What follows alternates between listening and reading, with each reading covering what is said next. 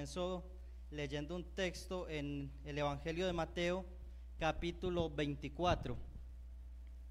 Mateo, capítulo 24, versículo 45 y 46.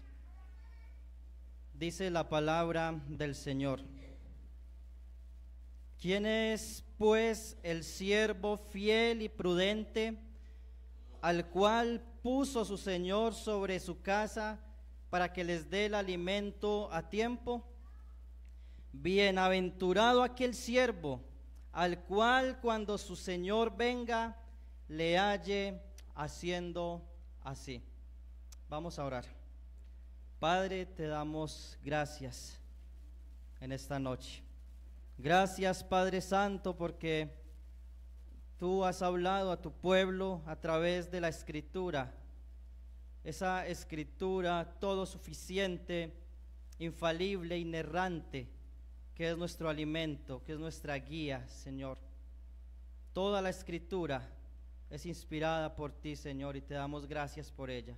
Ahora te rogamos que al mirar tu palabra, tú seas hablando a cada uno de nosotros, Señor, para que podamos aplicar lo que aprendimos, aplicar lo que sabemos en cuanto a tu propósito por el cual tú creaste la iglesia, el propósito por el cual tú nos creaste.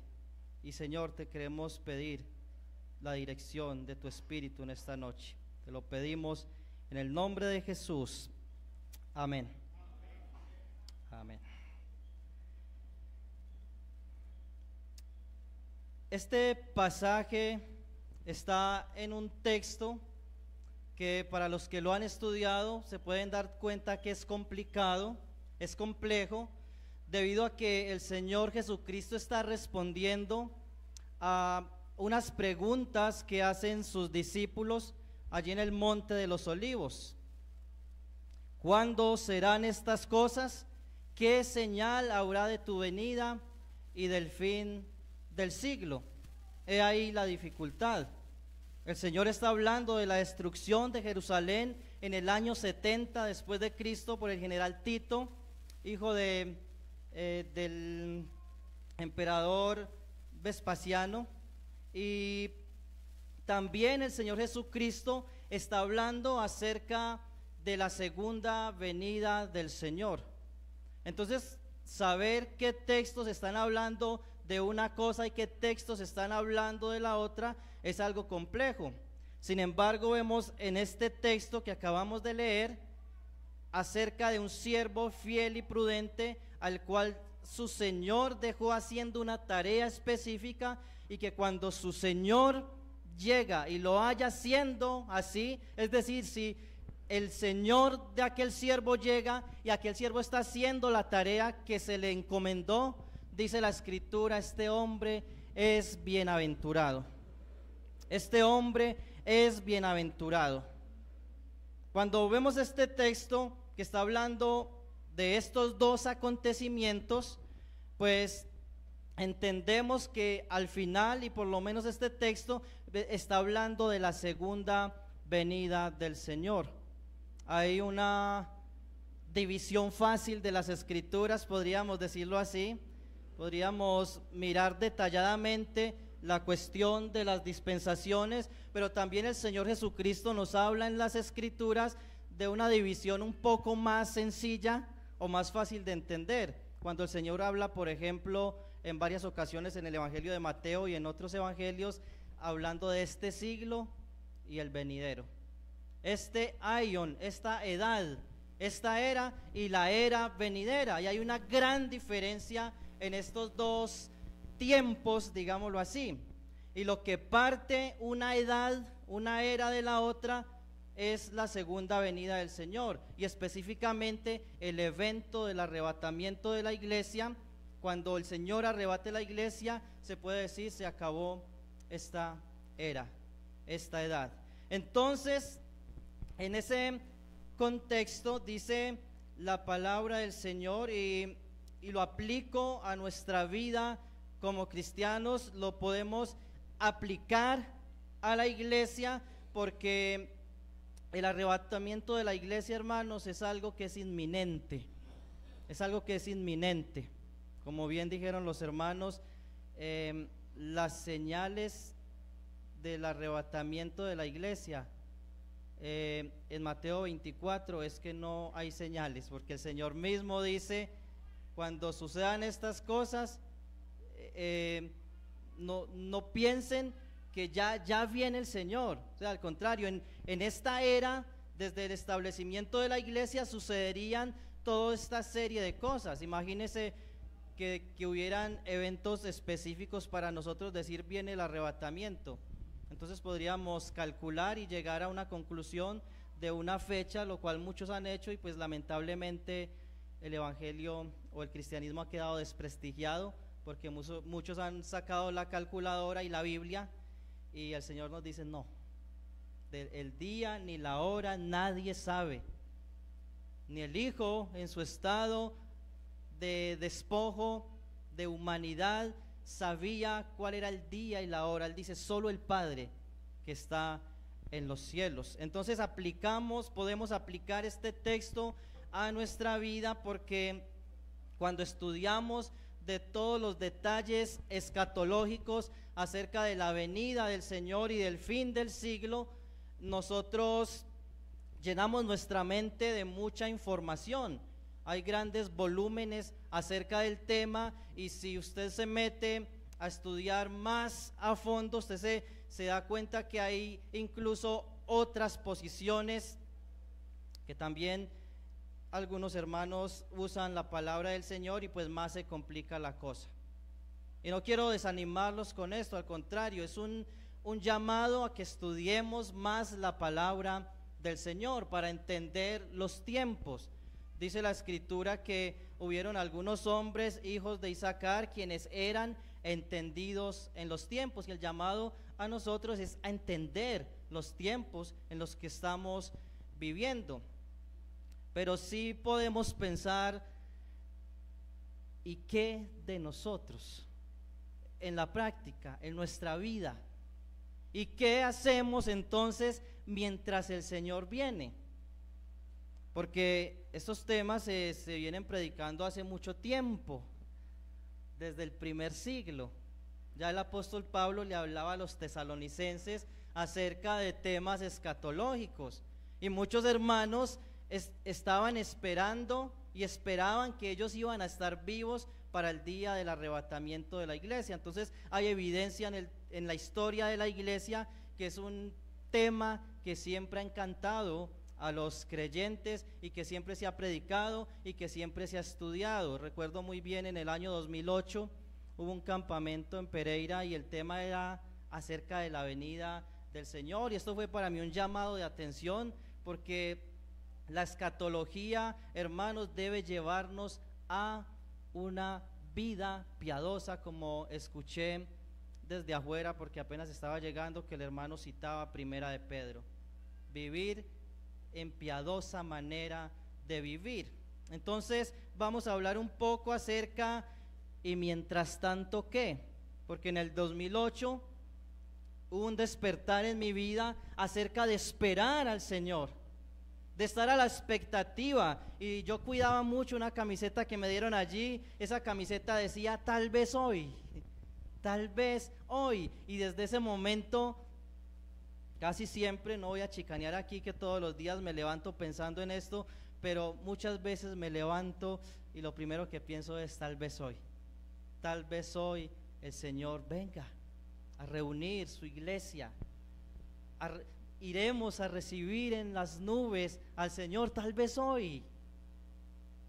Pero han pasado, a ver cuántos, 15 años 15 años, y el Señor aún no ha venido. Ahora, no quiero dar a entender, o no quiero que ustedes piensen, hermanos, que estoy como aquellos necios de los que habla en Segunda de Pedro capítulo 3, que dice que ellos dijeran: ¿cómo así que el Señor viene? Si desde el principio están diciendo que el Señor viene y no viene.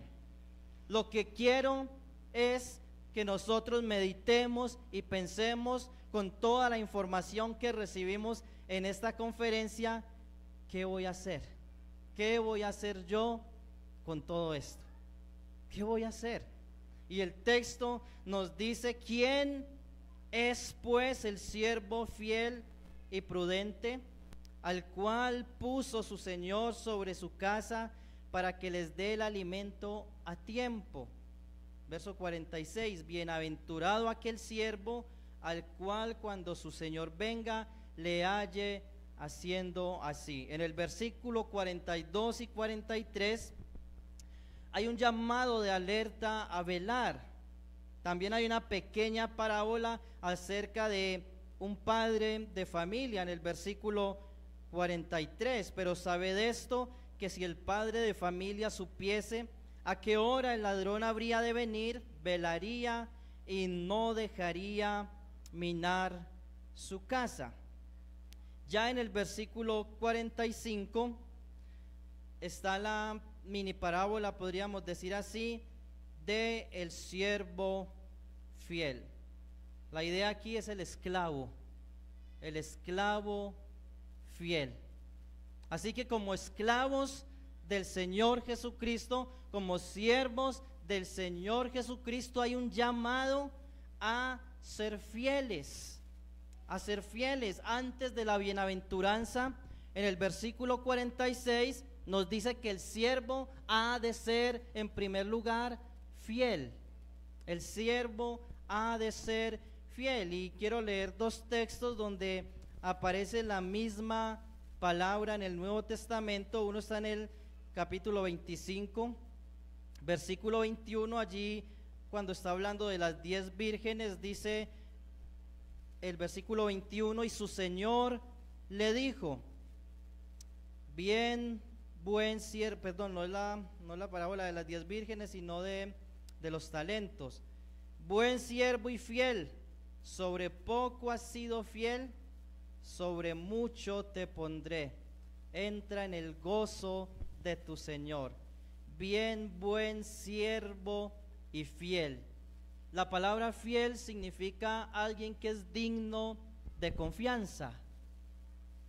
Nosotros, como seres humanos, como hombres, siempre desconfiamos. Somos personas desconfiadas, y por lo menos nuestros hijos, por ejemplo, no se los confiamos a cualquier persona, y más como están las cosas en la actualidad. Entonces uno aprende a ser desconfiado, porque muchas veces hemos sufrido, a muchos nos han dado en la cabeza, en negocios, en cosas que hacemos, han hablado de nosotros cuando no estamos presentes. Entonces comenzamos a desconfiar, y si en los negocios se trata, pues más desconfiados somos aún.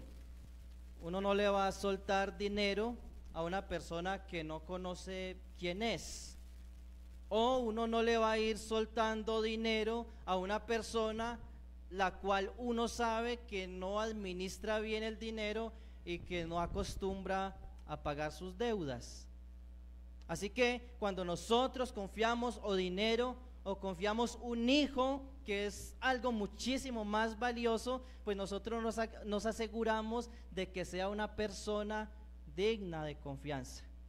Hermanos y hermanas, el siervo del Señor ha de ser fiel, digno de confianza, porque la Escritura dice que el que es fiel en lo poco, el Señor, hay una promesa, sobre mucho le pondré. Muchas veces nos cuesta ser fieles en cosas que pensamos que son sin importancia, y podemos escudarnos en nuestra cultura, podemos escudarnos en que los colombianos somos así, o que los antioqueños o los paisas somos así, pero no debemos excusarnos en algo para no ser fieles. Y cosas tan pequeñas como, por ejemplo, llegar a tiempo a una cita, llegar a tiempo al culto, llegar a tiempo el domingo a la cena del Señor. Son cosas que nosotros a veces no le prestamos atención, pero a veces no estamos siendo fieles en ese tipo de cosas y esperamos que el Señor nos ponga en grandes ministerios. O esperamos que el Señor nos dé grandes dones espectaculares para la edificación de la iglesia, pero no hemos aprendido a ser fieles en esas cosas pequeñas. No somos contados como dignos de confianza por el Señor. También el texto dice que el siervo, el texto del capítulo, el versículo 45, dice que el siervo ha de ser prudente. ¿Quién es el siervo fiel y prudente? Y esta palabra me llamó mucho la atención cuando estuve examinando un poco. Es una palabra que se traduce muchas veces en el Nuevo Testamento como sensato. También en la Septuaginta aparece mucho la misma palabra traducida aquí y se traduce como sensato. Pero me llamó la atención que a veces esta palabra también se traduce como sagaz, alguien que es sagaz o alguien que es de carácter cauto. Vamos un momento a Lucas capítulo 16.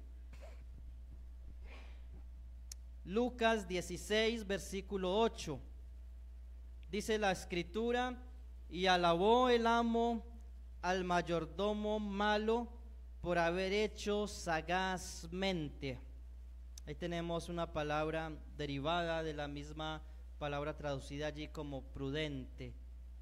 Por haber hecho sagazmente, porque los hijos de este siglo son más sagaces en el trato con sus semejantes que los hijos de luz. Los que conocen la historia, los que conocen la parábola saben que está hablando de un mayordomo al cual habían algunos deudores que le debían dinero y que le debían cosas a su amo, y él hace un negocio a alguien que le debía unos barriles de aceite. Vamos a leer este pedacito. Versículo 5: y llamando a cada uno de los deudores de su amo, dijo al primero: ¿cuánto debes a mi amo? Él dijo: 100 barriles de aceite. Y le dijo: toma tu cuenta, siéntate pronto y escribe 50. Después dijo otro y a otro: ¿y tú cuánto debes? Y él dijo: 100 medidas de trigo. Él le dijo: toma tu cuenta y escribe 80. Y ahí es donde viene nuestro texto: y alabó el amo al mayordomo malo por haber hecho sagazmente. Versículo 9: y yo os digo, ganad amigos por medio de las riquezas injustas, para que cuando éstas falten os reciban en moradas eternas. El que es fiel en lo muy poco, también en lo más es fiel, y el que en lo muy poco es injusto, también en lo más es injusto. Vemos aquí a un hombre negociante, alguien que hace un negocio y que beneficia al amo por algo que él daba por perdido, y lo llama un hombre sagaz. Hermanos, este texto también apunta a que nosotros debemos hacer algo para que el evangelio, para que el reino de los cielos avance sobre este mundo. El siervo ha de ser fiel y el siervo ha de ser sagaz, y ahorita vamos a mirar un poco más al respecto. Es prudente, es sagaz. Dice también Mateo 25:4: mas las prudentes tomaron aceite en sus vasijas. Entonces está hablando de personas que prevén, personas que se preparan y que no hacen la obra del Señor a la aventura, que no sirven al Señor a lo que salga, sino que son personas que se preparan y que son organizadas. Hermanos, porque una de las cosas que nosotros debemos hacer como creyentes hasta que Él venga es la gran comisión. Mientras Él viene, la iglesia ha de cumplir ese llamado de la gran comisión. Por eso el Señor no nos lleva inmediatamente cuando nosotros venimos a Él en arrepentimiento y fe. ¿Por qué? Creyó en el Evangelio, vino al Señor en arrepentimiento, ¡pum!, me lo llevo inmediatamente. ¿Por qué creen, hermanos, ustedes que son creyentes, que han venido a Cristo? Porque creen que el Señor aún no se los ha llevado. Porque el Señor tiene un propósito aún por cumplir en cada uno de nosotros. Y ese propósito, esa misión, la conocemos como la gran comisión: llevar el Evangelio a las naciones.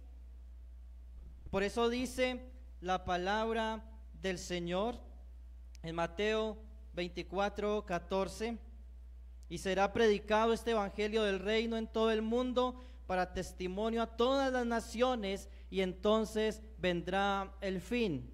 Y el texto más conocido es Mateo 28, 19 y 20, que lo conocemos seguramente de memoria. Jesús se acercó y les habló diciendo: toda potestad me es dada en el cielo y en la tierra. Por tanto, id y haced discípulos a todas las naciones, bautizándolas en el nombre del Padre y del Hijo y del Espíritu Santo, enseñándoles que guarden todas las cosas que os he mandado, y he aquí yo estoy con vosotros todos los días. ¿Hasta cuándo, hermanos? Hasta el fin del mundo. ¿Cuándo comienza el fin del mundo? O por lo menos los eventos que desatan el fin del mundo. La venida del Señor, el arrebatamiento de la iglesia. El Señor dijo: he aquí yo estoy con ustedes en esta misión. El pueblo de Israel tenía una misión muy parecida, si no igual, muy parecida a la misión de la iglesia. El propósito de Dios con la nación de Israel era llevar su nombre a las naciones, que muchas personas pudieran conocer al Dios de Israel, que pudieran conocer al Mesías venidero a través precisamente del pueblo de Israel. Por eso la posición geográfica de Israel es estratégica. Dice en Ezequiel 5:5, hablando de Jerusalén: la he puesto en el centro de la tierra. Para pasar de África a Europa por el Mediterráneo era obligado pasar por Israel. De Asia a Europa, de Asia a África, Israel estaba en el corazón, o está, ¿cierto? Porque la nación actual está en el mismo lugar. Un punto estratégico que en la antigüedad era mucho más importante que ahora. Ahora hay aviones, ahora hay muchos medios de transporte y de comunicación, pero en aquel entonces no. Las naciones entonces iban a Israel. Con la iglesia es muy diferente. El llamado a la iglesia es que la iglesia debe ir a las naciones. Esa es la gran comisión, hermanos, y debemos pensar en esto, porque si tal vez puede que el Señor venga hoy, o mañana, o esta semana, pero si Él espera 5 años más, si Él espera 20 años más, ¿qué vamos a hacer? Yo quiero que nos llevemos esta pregunta: ¿qué voy a hacer mientras el Señor viene? Porque ¿cuál es el propósito del hombre? ¿Cuál es el propósito del ser humano? Noten que habla de una bienaventuranza de servir al Señor. Bienaventurado el siervo que cuando su Señor venga le halle haciendo así. Es dichoso el hombre que está haciendo la voluntad del Señor. Es dichoso el hombre y es dichosa la mujer que está involucrado en la gran comisión, en la evangelización del mundo, en la evangelización de mi ciudad, de mi barrio, de mi vereda. Es dichoso. a menos que lo esté haciendo por intereses que no sean amor por Cristo y por su venida, pero si es porque ama a Cristo y porque ama su venida, es el hombre y es la mujer más dichosa que puede existir en esta tierra.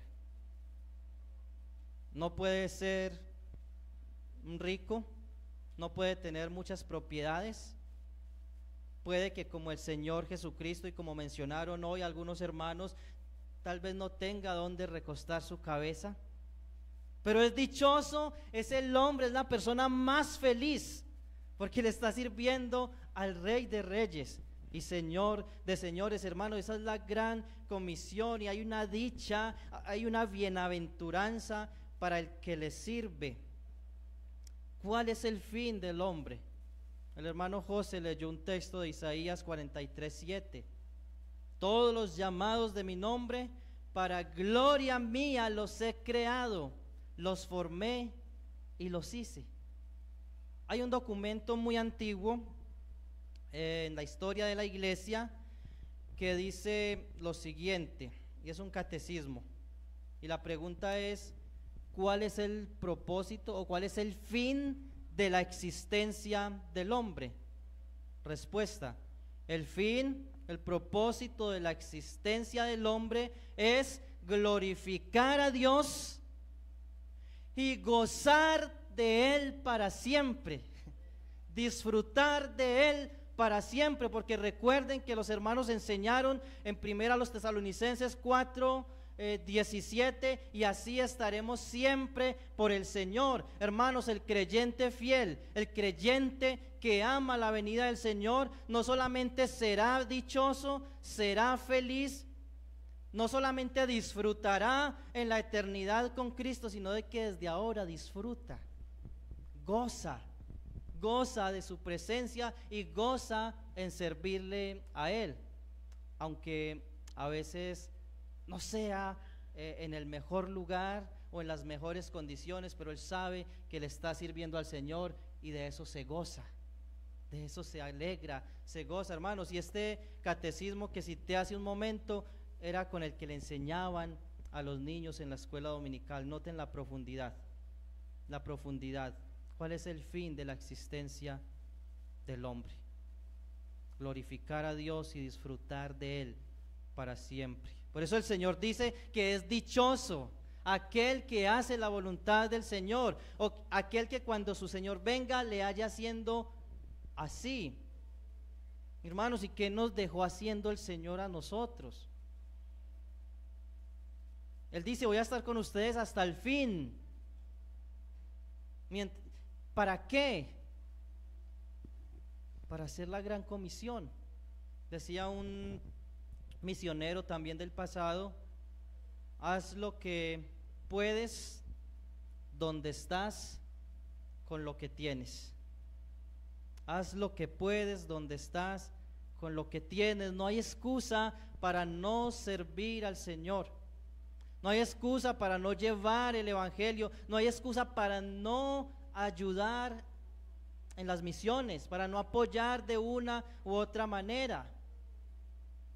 La idea no es que todos en la iglesia sean misioneros, porque entonces ¿quién se va a quedar en la iglesia? Pero si Dios llama a algunos a ser misioneros, Dios llama a algunos a establecer iglesias, pero a otros los llama a ofrendar, por ejemplo, para las misiones, porque se necesitan recursos. A otros Dios los llama a orar, y a otros a hacer obra de evangelista en el lugar donde están. No todos con el mismo llamado, pero todos con el mismo propósito de glorificar a Dios, haciendo o cumpliendo la gran comisión. Le haya haciendo así. Segunda de Pedro 3:10-11 habla de que esto implica también santificación, puesto que todas estas cosas han de ser deshechas. Pedro lo explica, qué es lo que va a pasar con este mundo. Dios lo va a transformar por medio de fuego, y Pedro razona, inspirado por el Espíritu Santo, puesto que todas estas cosas han de ser deshechas, ¿cómo no debéis vosotros andar en santa y piadosa manera de vivir, esperando y apresurándoos para la venida del día de Dios, en el cual los cielos encendiéndose serán deshechos y los elementos siendo quemados se fundirán? ¿Cómo no debéis andar en santa y piadosa manera de vivir? Hermano, esto se acaba. La motico, el carro, la casa, la finca, esto va a ser pasado por fuego. Y aquí no está hablando Pedro poéticamente. Hermanos, esto es una carta y no está en lenguaje simbólico como Apocalipsis, no está en un lenguaje como en el de los profetas del Antiguo Testamento. Es una carta, es prosa. Dice que todo va a ser pasado por fuego, la casa, el carro, hermanos. A lo que estamos muchas veces abrazados y aferrados, y tal vez lo que tenemos como excusa para no servir, para no hacer lo que el Señor de la casa nos dejó haciendo. Muchos se están perdiendo una dicha grandísima por algo que se va a quemar, por algo que se va a quedar. Entonces Pedro razona, inspirado aquí por el Espíritu, ¿cómo no debéis andar en santa y piadosa manera de vivir? O sea, lo que hoy tenemos y lo que hoy amamos, dentro de 50 años no nos va a importar nada. Dentro de 50 años es muy probable, si el Señor no ha venido, que muchos de nosotros ya hemos muerto. De pronto alguno de los niños todavía esté por ahí vivo. ¿Y de qué nos va a servir todo eso en la eternidad? Dice también la palabra del Señor, voy a leer otro texto: hacer lo que el Señor nos mandó, o como dice el texto, le halle haciendo así, también implica el mandato de esperar al Señor Jesucristo. Primera de Pedro 1:13: por tanto, ceñid los lomos de vuestro entendimiento, sed sobrios y esperad por completo en la gracia que se os traerá cuando Jesucristo sea manifestado. Esperad. Ceñid los lomos de vuestro entendimiento. En otras palabras, pongámonos los pantalones de vuestro entendimiento. Ceñir los lomos era amarrarse la túnica, que era una falda muy larga que usaban los judíos, y cuando ellos iban a correr o iban a luchar, ellos se amarraban y con un gancho, con una cuerda, se subían esa falda, y a eso le llamaban ceñirse los lomos. Es algo así como ponerse la correa bien puesta, o como en nuestro lenguaje usamos, pongámonos los pantalones. Pero debemos ponernos los pantalones en cuanto a nuestro entendimiento, en cuanto a nuestro pensamiento. Y eso lo dice el apóstol Pedro aquí para referirse a que debemos esperar en la gracia que se nos traerá cuando Jesucristo sea manifestado, porque dice Primera Tesalonicenses 1:9, un texto que ya se ha citado creo que en un par de veces en esta conferencia. Este texto nos dice que nosotros fuimos salvos para servir y esperar, o esperar al Señor sirviendo. Mire lo que dice el texto: porque ellos mismos cuentan de nosotros la manera en que nos recibisteis y cómo os convertisteis de los ídolos a Dios para servir al Dios vivo y verdadero. Hermano, hermana, Dios te salvó, te rescató de los ídolos, no para simplemente entrar a una moda cristiana. Fuimos salvos, el Señor nos salvó para que nosotros, cada uno de nosotros, cada creyente, de acuerdo al don que ha recibido, trabajar, servir, participar de la gran comisión. Verso 10, y esperar de los cielos a su Hijo, al cual resucitó de los muertos, a Jesús, quien nos libra de la ira venidera. Le halle haciendo así implica entonces vivir en piedad, vivir en santidad, pero servir, sirviendo, trabajando para el Señor. No solamente vivir una vida cristiana solamente contemplando, solamente adorando, solamente estudiando. Y ojo, hay que hacerlo. Hay que estudiar, hay que profundizar en las Escrituras. Ese es uno de los llamados nobles del creyente, a conocer las Sagradas Escrituras, las cuales nos pueden hacer sabios, a predicar todo el consejo de Dios, a predicar la palabra a tiempo, fuera de tiempo, y eso implica conocimiento. Muchos tienen miedo a evangelizar o a predicar en grupos pequeños o donde el Señor los esté llamando, porque es que de pronto me corchan. Pero hay un llamado noble de estudiar, hay un llamado de adorar, pero también, hermanos, servir, trabajar. Hay una gran comisión por delante. Así que, hermanos míos y amados, estad firmes y constantes, creciendo en la obra del Señor siempre, sabiendo que vuestro trabajo en el Señor no es en vano. Primera a los Corintios 15, 58. Está hablando también en el contexto de la resurrección.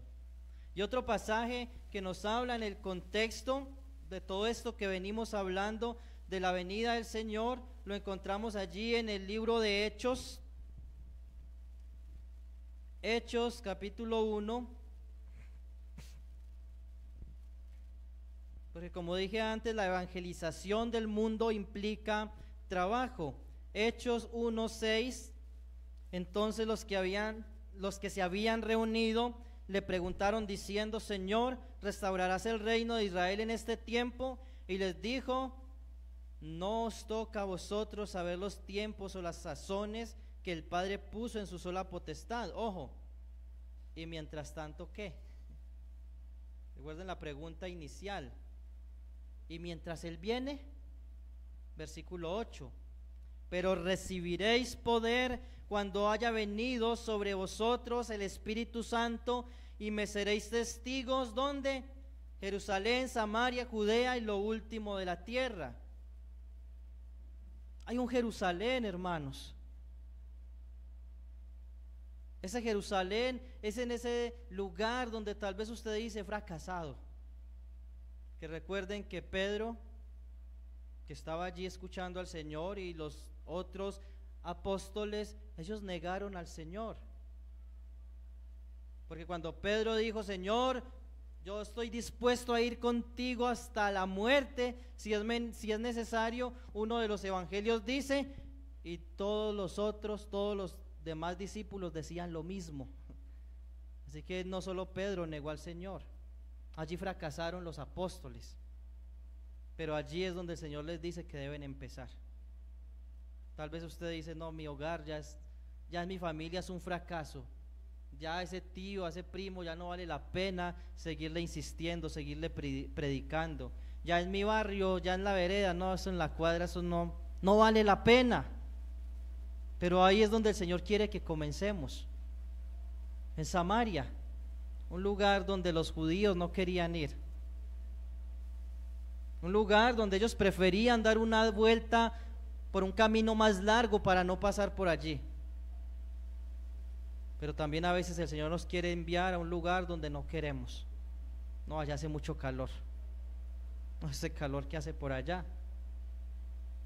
Últimamente vengo escuchando mucho acerca de de iglesias, de hermanos que están orando por parejas, ¿cierto? Hay muchos jóvenes impetuosos por servir al Señor, varones, jovencitas, pero hay una desventaja cuando no se es casado, ¿cierto? Aunque no es una limitación, pero sí hay desventajas.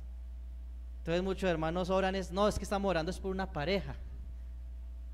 Pero llevo varios años escuchando que se ora por una pareja en Barranca Bermeja, pero he escuchado también ese calor que hace allá. Hermanos, a veces el Señor nos quiere enviar donde no nos gusta, a un lugar árido, porque Judea también era un lugar árido, o hablarle a una familia que no nos cae bien, ¿cierto? No debemos aborrecer a nadie, pero el corazón es engañoso y perverso, y a veces le caemos mal a alguien o alguien nos cae mal, pero el Señor nos quiere enviar a esas personas. Y luego ahí sí, a lo último de la tierra. A veces queremos a la inversa, empezar por lo último de la tierra sin haber impactado nuestro Jerusalén. Así que se requiere disposición de servir. Se requiere también ayudar, ofrendando, orando para las misiones. Hermanos, y ya estoy terminando, ya pues cuando un predicador dice que está terminando, deben esperar por ahí unos 5 o 10 minutos. Ya estoy terminando. Hermanos, la obra del Señor es amplia. Hablo a los locales.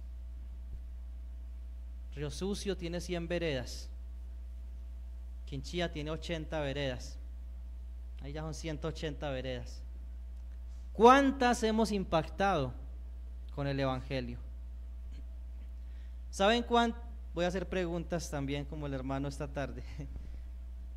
¿Cuántos departamentos tiene Colombia? ¿En serio? 32. ¿En cuántos departamentos hay obra? Me refiero a la obra del movimiento de los hermanos. ¿En cuántos departamentos tenemos obra? En 11. Hay 21 departamentos esperando misioneros, obreros, parejas. Jóvenes, oren, el Señor les puede dar una esposa. Jovencitas, oren. Si el llamado es a la obra, oren para que el Señor les dé un esposo con el mismo sentir. En Colombia se necesitan misioneros. Nada es imposible. Me casé yo, imagínense. No hay nada imposible para el Señor. ¿Alguien sabe? ¿Sabes? Eso significa que nos quedan 21 departamentos. ¿Alguien sabe cuántos municipios tiene Colombia? Municipios. 1000 y algo, dice Nico. Caliente. ¿Quién más? Casi. 125 tiene Antioquia. 1101.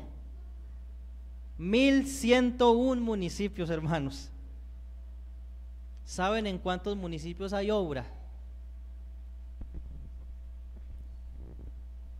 Son aproximadamente 50 asambleas o 50 grupos, pero eso mirando que por ejemplo Pereira tiene como 6 asambleas, Quinchía tiene 4, Río Sucio tiene 3, está Río Sucio, Bonafón y Florencia, así que ahí vamos reduciéndole a los municipios. Hay obra en 35 municipios en Colombia. ¿Cuántos nos quedan? Matemáticos. 1064. Óiganlo bien, hermanos. Hay más de 1064 municipios, perdón, no más, no, hay 1064 municipios en Colombia, algunos de ellos de mucho calor, algunos con guerrilla y todo, pero allí el Señor quiere enviar obreros. Orad al Señor de la mies para que envíe obreros a la mies, pero también hay que dar y hay que ir. ¿Cuál es su llamado? Y mientras el Señor viene, ¿qué? Imagínense que nos quedamos cruzados de manos y el Señor viene el próximo año. Tal vez nos vamos a lamentar por no haber hecho lo que el Señor de la casa nos dejó haciendo. Bienaventurado, dichoso aquel que cuando su Señor llegue le halle haciendo así. Hermanos, 1064 parejas dispuestas a ir, pero tal vez esas 1064 parejas aún no han sido evangelizadas, y tal vez sea un vecino, una vecina de nosotros, tal vez sea un sobrino, tal vez un primo, tal vez usted.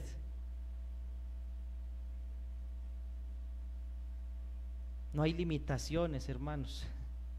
Cuando el Señor envía, Él respalda. Él respalda. Los hermanos hoy hablaron de algo que se ha vuelto como algo que no se puede decir, pero es real. Así vivieron los profetas, los apóstoles. Hoy un hermano habló de aguantar hambre por el Señor, de sufrir por el Señor. Hermanos, el Dios de ayer es el mismo de hoy y será el mismo por los siglos. Hay grupos, hay denominaciones que impactan en una nación porque están dispuestos algunos a ir, otros oran, doblan rodilla, oran horas, no ven tantas series, no ven tanto fútbol, oran más por las misiones y ofrendan más. Algunos no solamente dan el diezmo, algunos dan el 50% para las misiones, y eso, hermanos, el Señor lo bendice. Y lamentablemente son grupos que teológicamente, bíblicamente no son los mejores, pero el Señor los está usando. Hermano, el Señor también quiere usarnos a nosotros. Mientras el Señor viene, ¿qué? ¿Qué va a hacer usted? ¿Qué va a hacer su hogar? ¿Qué va a hacer su iglesia local mientras el Señor viene? En Antioquía, los hermanos estaban tan buenos, tan cómodos, 5 ancianos, y entre ellos habían 2 muy influyentes. Allí estaba Saulo y Bernabé. Esta iglesia, hermanos, ¿se imaginan nuestra iglesia sin Saulo y Bernabé? Donde se vaya Saulo y Bernabé, esto se acaba. ¿Cuál era el propósito del Señor? El Espíritu Santo les dijo, ¿cómo? No sé, pero el Espíritu Santo les dijo: apartarme a Saulo y a Bernabé para la obra que los he llamado. Ahí comienzan los viajes misioneros. Ahí comienzan el impacto en Asia Menor, en Grecia. Como dice Pablo, desde Jerusalén hasta Ilírico, todo lo he llenado del Evangelio. Hermanos, una iglesia cómoda, que se desacomodó un poquito, pero impactó el mundo conocido en aquel entonces. Tal vez el Señor nos está llamando a que nos desacomodemos un poquito, porque si usted ofrenda más para la obra, tal vez le tiene que reducir a la carne o a los paseitos que usted se suele dar. Ahora, yo no estoy diciendo que esto no se pueda, pero hermanos, el Señor nos está llamando a hacer un sacrificio por la obra, porque hay una gran comisión, y eso no es para las organizaciones misioneras, es para las iglesias locales que envían a sus misioneros y que aportan para misioneros y para obreros en otros lugares. Finalizo ahora sí diciendo lo siguiente: esto ya no es para los creyentes, es para usted, querido amigo. ¿Qué harás tú con Cristo? Usted ha escuchado muchas cosas, tal vez ayer y hoy, o tal vez solamente hoy. La pregunta es: ¿usted qué va a hacer con Cristo? Porque sabes muy bien, ahora tienes conocimiento que si el Señor viene esta noche, usted se va a perder por la eternidad en el infierno. Segunda a los Tesalonicenses 1, 3 al 10 habla de la ira venidera. Vamos a leer esto rápidamente. Debemos siempre dar gracias a Dios por vosotros, hermanos, como es digno, por cuanto vuestra fe va creciendo y el amor de todos y cada uno de vosotros abunda para los demás, tanto que nosotros mismos nos gloriamos de vosotros en las iglesias de Dios por vuestra paciencia y fe en todas vuestras persecuciones y tribulaciones que soportáis. Esto es demostración del justo juicio de Dios, para que seáis tenidos por dignos del reino de Dios, por el cual asimismo padecéis, porque es justo delante de Dios pagar con tribulación a los que os atribulan, y a vosotros que sois atribulados daros reposo. Verso 8, verso 7, con nosotros cuando se manifieste el Señor Jesús desde el cielo, con los ángeles de su poder, en llama de fuego, para dar retribución a los que no conocieron a Dios, ni obedecen al evangelio de nuestro Señor Jesucristo, los cuales sufrirán pena de eterna perdición, excluidos de la presencia del Señor y de la gloria de su poder. ¿Qué vas a hacer, amigo? ¿Vas a entregar tu vida a Cristo para ser glorificado con el Señor? ¿O te vas a quedar como estás para recibir retribución